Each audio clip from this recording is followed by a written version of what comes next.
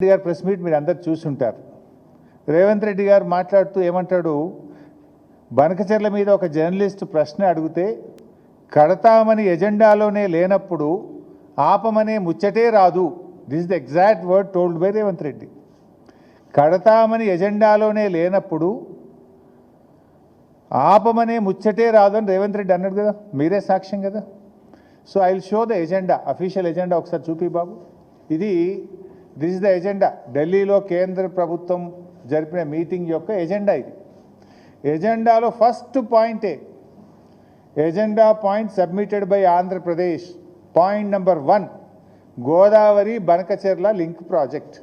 ఎజెండాలో మొట్టమొదటి అంశమే గోదావరి బనకచెర్ల ప్రాజెక్టు. ఇది అఫీషియల్ ఎజెండా, ఇంత స్పష్టంగా ఉన్నది.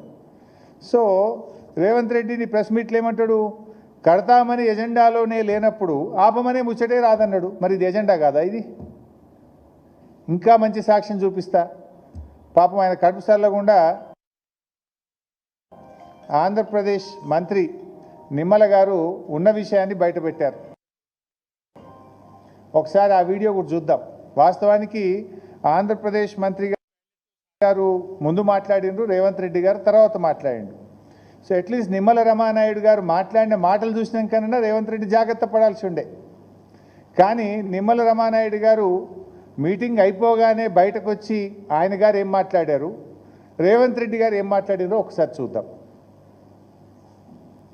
మరి మెయిన్గా ఏదైతే ఆంధ్రప్రదేశ్ రాష్ట్రం నుంచి పోలవరం బనకచెర్ల ప్రాజెక్టు అంశం మీద ఏదైతే ఆంధ్రప్రదేశ్ ఇచ్చినటువంటి అంశం మీద, అదేవిధంగా తెలంగాణ రాష్ట్రం కృష్ణా గోదావరికి సంబంధించినటువంటి ఏవైతే రేజ్ చేసిన ఇష్యూస్ ఏవైతే ఉన్నాయో ఇవి రెండు కూడా టెక్నికల్ ఇష్యూస్ అన్నీ కూడా ఇన్వాల్వ్ అయి ఉన్నాయి. కాబట్టి ఈ టెక్నికల్ ఇష్యూస్ని ముందుగా ఒక పరిష్కారం చూపేటటువంటి విధంగా ఒక కమిటీని నిర్ణయం తీసుకోవాలని, ఏదైతే ఈ యొక్క కృష్ణా గోదావరి ఇష్యూస్, అదేవిధంగా పోలవరం బనకచెర్లకు సంబంధించినటువంటి ఈ యొక్క రెండు సబ్జెక్టుల మీద కూడా మరి ఇటు టెక్నికల్ అదేవిధంగా అడ్మినిస్ట్రేటివ్ ఆఫీసర్స్తో కలిపి క్లియర్గా రేవంత్ కూడా ఒకసారి చూపించు మన మిత్రుల కోసం. ఒకసారి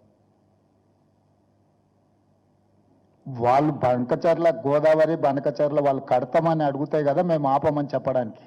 ఎజెండాలో వాళ్ళు కడతామన్న ప్రతిపాదననే చర్చకు రానప్పుడు ఆపమనే చర్చనే రాదు.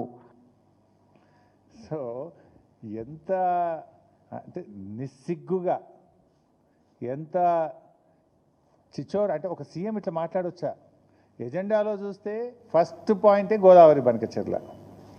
ఆంధ్రప్రదేశ్ మంత్రి రమానాయుడు గారు బయటకు వచ్చి గోదావరి బనకచెర్ల మీద కమిటీ వేశారు, సోమవారం కల్లా కమిటీ ఏర్పడుతుంది, నెల రోజుల్లోగా కమిటీ రిపోర్ట్ ఇస్తుంది అని ఆంధ్రప్రదేశ్ మంత్రి కుండబద్దలు కొట్టినట్టు ఉన్నట్టు చెప్పే. రేవంత్ రెడ్డి దాని చర్చే జరగలేదు, చర్చ జరిగితే కదా మేము ఆపమనేది అంటాడు.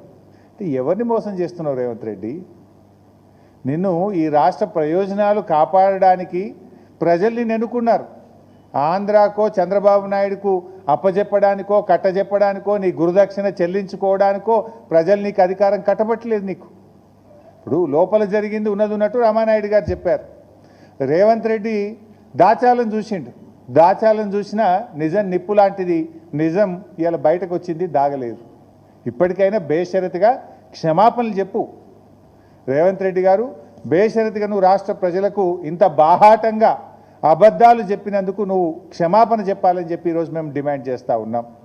ఎందుకంటే ఆంధ్రప్రదేశ్ మంత్రి గారు బనకచెర్ల మీదనే ప్రధాన ఎజెండాగా చర్చ జరిగింది, దాని మీదనే కమిటీ వేయడం జరిగింది అని అంత స్పష్టంగా చెప్తే రేవంత్ రెడ్డి గారు బుకాయించడం అంటే ఇది తెలంగాణ రాష్ట్ర ప్రజలను వంచడమే, ఈ రాష్ట్ర ప్రజల్ని మోసం చేయడమే. ఇంత దుర్మార్గంగా మాట్లాడతావా నువ్వు? మరి ఆ పక్కనున్న రేవంత్ రెడ్డి అంటే తెలంగాణ ద్రోహి, చంద్రబాబు నాయుడు గురుదక్షిణ చెల్లించుకుంటాడు. ఆ పక్కనున్న ఉత్తమ్ కుమార్ రెడ్డి కన్నా సోయి ఉండాలి కదా. ఉత్తమ్ కుమార్ రెడ్డి అన్న నిజాయితీగా మాట్లాడాలి కదా. ఇలా రాష్ట్రంలో నడుస్తున్నది కాంగ్రెస్ పాలన కాదు, ఇలా బీజేపీ టీడీపీల రిమోట్ పాలన నడుస్తూ ఉంది.